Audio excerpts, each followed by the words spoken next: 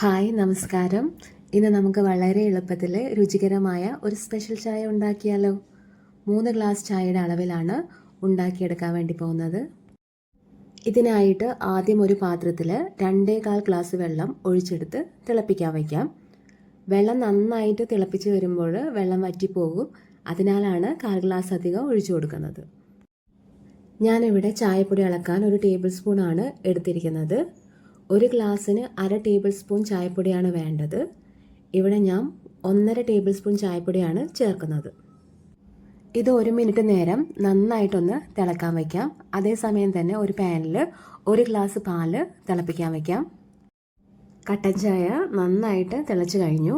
ഇനി stove off ചെയ്ത് ഇതൊന്ന് മൂടി വയ്ക്കാം. ഇതേ സമയം തന്നെ പാല് നന്നായിട്ട് തിളച്ച് വന്നിട്ടുണ്ട്. ഈ തിളച്ച പാല് ഒരു ഗ്ലാസ്സിലേക്ക് അരിച്ചെടുത്ത് ഒഴിച്ചു കൊടുക്കാം.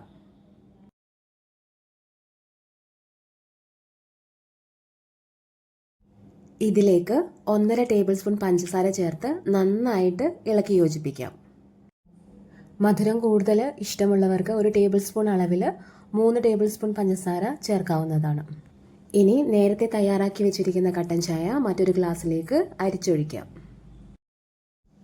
ഇനി ഈ പാലും കട്ടൻ ചായയും കൂടി നന്നായി അങ്ങോട്ടും ഇങ്ങോട്ടും മിക്സ് ചെയ്ത് അടിച്ചെടുക്കാം. ഇനി ഇത് ഗ്ലാസ്സുകളിലേക്ക് ഒഴിച്ചു കൊടുക്കാം.